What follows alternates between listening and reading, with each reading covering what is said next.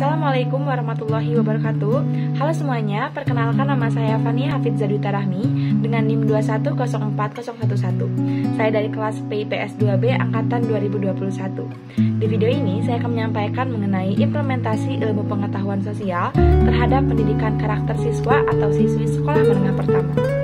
Adapun pembahasan yang akan saya sampaikan untuk yang pertama adalah pentingnya pendidikan karakter, untuk yang kedua adalah model pembelajaran ilmu pengetahuan sosial pada sekolah menengah pertama, dan untuk yang terakhir adalah implementasi ilmu pengetahuan sosial terhadap pendidikan karakter siswa atau siswi sekolah menengah pertama.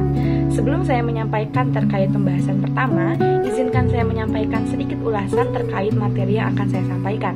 Nah, dalam kehidupan sehari-hari dapat sering disaksikan pemberitaan melalui media massa mengenai banyaknya kegiatan perilaku kekerasan antar remaja, tawuran pelajar, bahkan adanya kegiatan judi online yang dilakukan oleh anak di bawah umur. Hal ini merupakan fenomena yang cukup kompleks karena berkaitan langsung dengan perilaku destruktif peserta didik di Indonesia.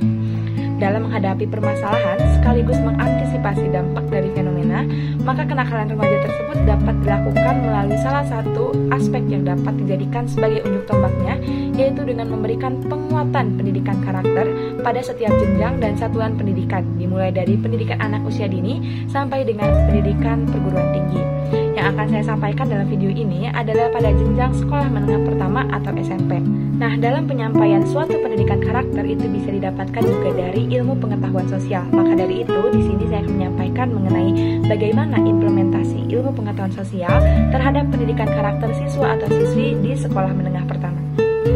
Pada pembahasan pertama, yaitu pentingnya pendidikan karakter. Pendidikan karakter itu berkaitan dengan waktu yang panjang, sehingga tidak dapat dilakukan dengan satu kegiatan saja. Itulah sebabnya pendidikan karakter sangat penting, apalagi bila kita melihat bergesernya nilai-nilai, moral, dan perilaku generasi muda saat ini yang menjadi isu penting dalam dunia pendidikan nasional. Selanjutnya, saya akan menyampaikan mengenai poin-poin pentingnya pendidikan karakter. Untuk yang pertama adalah dapat mengenali identitas diri. Untuk yang kedua, menunjang kreativitas.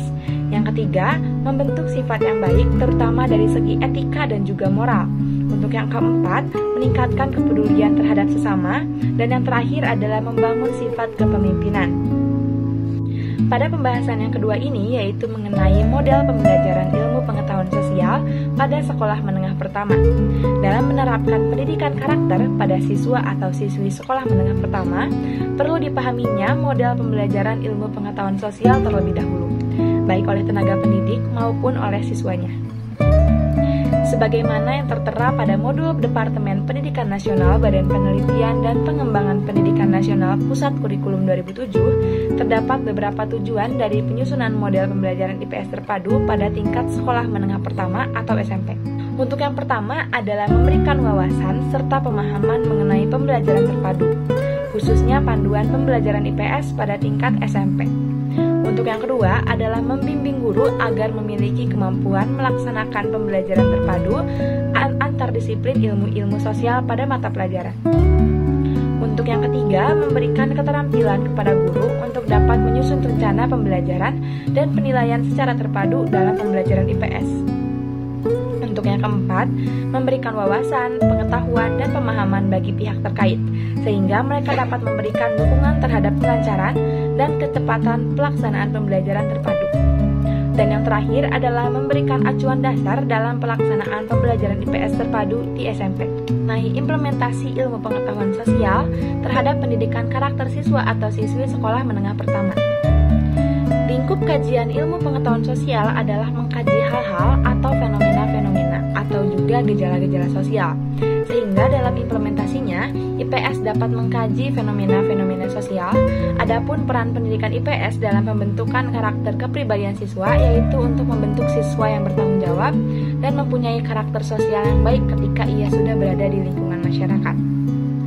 Pengimplementasian IPS terhadap pendidikan karakter siswa sekolah menengah pertama atau SMP diarahkan untuk melahirkan pelaku-pelaku sosial yang berdimensi personal.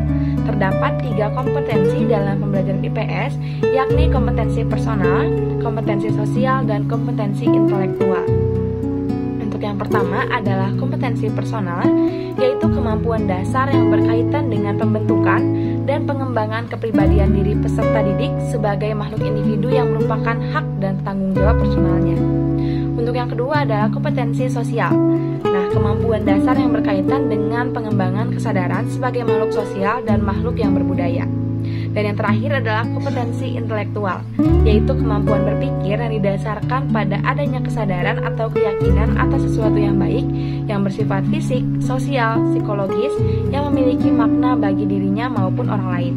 Adapun kesimpulan yang akan saya sampaikan adalah keberhasilan pendidikan bukan diukur dari tercapainya target akademis siswa, tetapi lebih kepada proses pembelajaran sehingga dapat memberikan perubahan sikap dan perilaku kepada siswa. Masih banyak guru-guru yang menyatakan bahwa keberhasilan pendidikan hanya diukur dari tercapainya target akademis siswa. Karena sebagian mereka mengajar dengan orientasi bahwa siswa harus mendapatkan nilai yang bagus sehingga dapat dianggap siswa atau guru itu telah berhasil melaksanakan pendidikan.